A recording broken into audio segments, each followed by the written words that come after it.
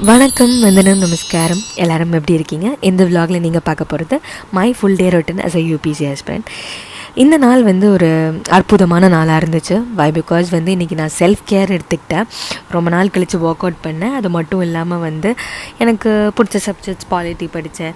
அதுக்கப்புறம் என்னோடய hobby practice பண்ணேன், நியூஸ் பேப்பர் படித்தேன், புக் ரீடிங் பண்ணேன். அதுக்கப்புறம் ஒரு வீடியோ லெக்சர் கூட பார்த்து அதுலேருந்து ரெஃபரன்ஸ் பாயிண்ட்ஸ்லாம் எடுத்துக்கிட்டேன். PYQ ப்ராக்டிஸ் பண்ணிக்கிட்டேன்.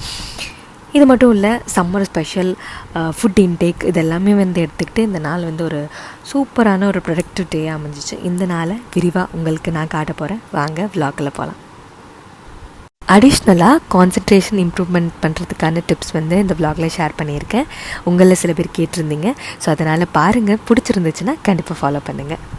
As I already knew, I'm going to add workout as well as hobby into my today's to-do list. அதுக்கு ஏற்ற மாதிரி நான் என்னோடய ஸ்டடி பிரேக்கை நான் ஸ்ட்ராட்டஜைஸ் பண்ணிட்டேன். பாலிட்டி பிளேஸ் மேஜர் ரோல் இல்லையா? ஸோ அதனால் மார்னிங் செஷனில் நான் பாலிட்டி தான் கவர் பண்ணேன். ரிப்பீட்டட் ரிவிஷன் ஆஃப் பாலிட்டி இப்போ ரீசெண்ட் டைம்ஸில் நான் பண்ணிகிட்ருக்கேன். Breakfast ready. சந்தகை. என்னோடய பிரேக்ஃபாஸ்ட்டை கம்ப்ளீட் பண்ணிவிட்டு ரிமைனிங் ஸ்டடி செஷனை PYQ ப்ராக்டிஸோடு நான் ரெஸ்யூம் பண்ணேன். ஸோ இங்கே PYQ ப்ராக்டிஸ் பண்ணிகிட்ருக்கேன். இது ஒரு பக்கத்தில் நம்ம வைப்போம். இப்போ நம்ம கான்சன்ட்ரேஷன் இம்ப்ரூவ்மெண்ட்கான டிப்ஸ் பார்ப்போமா? ஃபர்ஸ்ட் டிப் நம்பர் 1 பார்த்திங்கன்னா பொமடாரோ வேரியேஷன். பொமடாரோ டெக்னிக் கண்டிப்பாக நீங்கள் எல்லாருமே கேள்விப்பட்டிருப்பீங்க. But this comes with a twist.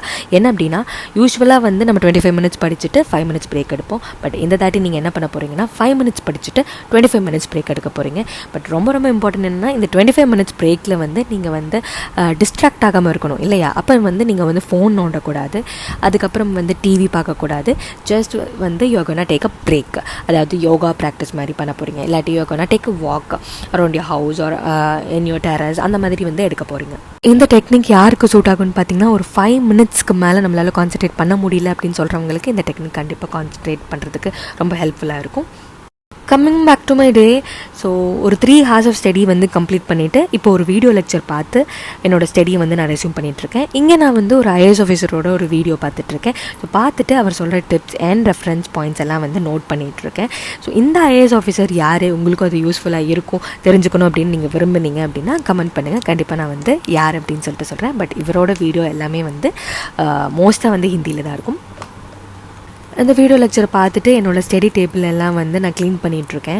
So table ரொம்ப மெஸ்ஸியாக புக்ஸ் எல்லா இடத்துலையும் ஸ்கேட்டர்ட் ஆகி இந்த மாதிரி இருந்துச்சு அப்படின்னா you will not have the interest to study. So அதனால் இதெல்லாம் க்ளீன் அவுட் பண்ணிட்டா நம்ம இன்னும் கொஞ்சம் இன்ட்ரெஸ்ட்டை அப்படியே டெவலப் பண்ண முடியும். அண்ட் ஸோ தேர்ட் டிப் என்ன அப்படின்னா, you should have an clean study space. ஒரு டேபிள் இருக்கணும் அப்படிலாம் அவசியம் இல்லை. நீங்கள் எங்கே உட்காந்து படிக்கிறீங்களோ அந்த இடம் கொஞ்சம் க்ளீனாக இருக்கணும். எல்லா புக்ஸையும் கொஞ்சம் அப்படின்னு சொல்லிட்டு போட்டுட்டு நம்ம படிக்க உட்காந்து அப்படின்னா நம்ம மைண்ட் ஃபுல்லாக டிஸ்டர்ப்டாக இருக்கும் அண்ட் ரொம்ப ஆக்குபைடாக ஃபீல் ஆகும்.